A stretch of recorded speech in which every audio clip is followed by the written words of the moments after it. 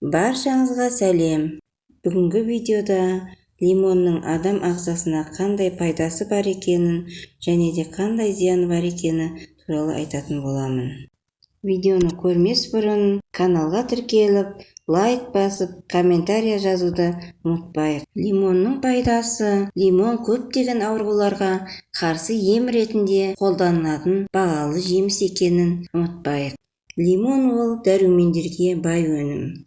Адам тұмаумен ауырғанда және тоңып қатты басы ауырғанда лимонды көбінен пайдаланамыз. Егер басыңыз ауырып тұрса, онда ащы көк шайға лимон шырынын тамызып ішкен жөн. Тістің еті қанталап ісініп тұрса, оны лимон қабығымен ысқылап массаж жасау керек.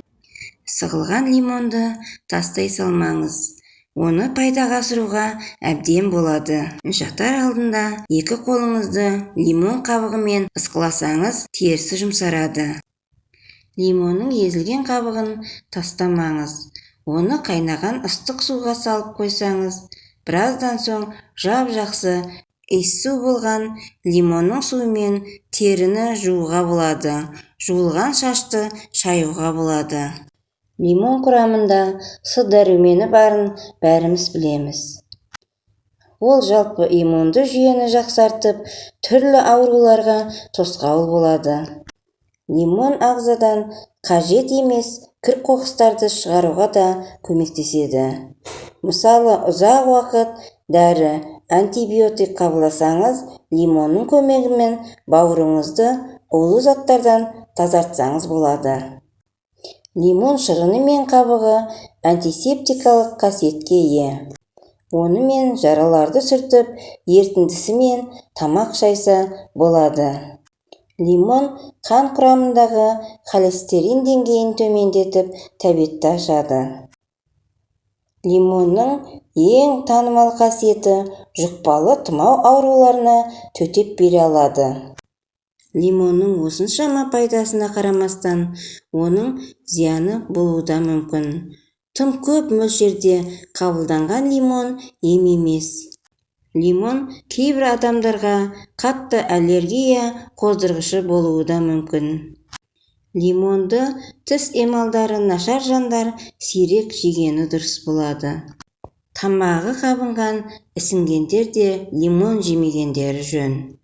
Лимон тамағыңызды ашытып, күйдіріп жібере алады. Лимон бұл аллергиялық реакциялардың дамуын жиі тудыратын өнімдердің бірі. Лимонды 3 жасқа толмаған балдарға пайдалануға болмайды. Лимонның бет терісі үшін де пайдасы өте зор. Лимон шырыны құрамындағы қышқылдар себепті ағартатын әсерге ие. Ол секпілдермен терідегі дақтарды теріге зиянын тигізбей ағарта алады. Оған қоса лимон майы теріні құрғатып, оны тазалайды. Құрамында көптеген дәрумендер кездесетін лимон шырыны теріні нәрлендіріп, серпінділік береді. Лимоннан жасалатын бет терісіне арналатын маскалар. Бет терісін ағарту үшін лимон шырынын сумен араластырып бетке жағуға болады. Майлы тері құрғап, терідегі саңылаулар кішіреюі үшін лимон шырыны, ақуыз, геркулеспен жасалатын масканы қолдану қажет. Ол үшін ұнтақталған сұлы жармасының 2 ас қасық мөлшерін шайқалған ақуызбен бірнеше тамшы лимон шырынын араластырып, бетке 2 қабаттап жағамыз. Және 20 минуттан соң бетімізді лимон шырыны қосылған сумен жуған дұрыс. Безеулерден арылу үшін оларды лимон шырынымен күйдіреді. Нәтижесінде ішік құрғап, тез басылады.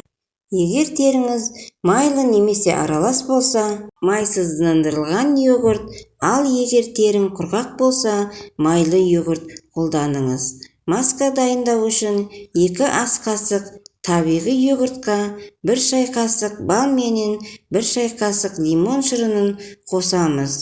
Қалауыңызға қарай ампуладағы дәруменін қосуға да болады. Дайын кремді бет терісіне жағып, шамалдан соң жуып тастаймыз. Мұндай кремді салқын жерде 3-4 күннен артық сақтауға болмайды. Егер лимон бетіңізді күйдірсе, процедураны жалғастырмаңыз. Бұл үй маскаларынан соң теріге қарапайым крем жаққан жөн. Лимоны бар маскаларды терісі осы өнімге сезімтал адамдарға және терісіне ашық жара немесе қабынуы бар адамдарға қолдануға ұсынылмайды.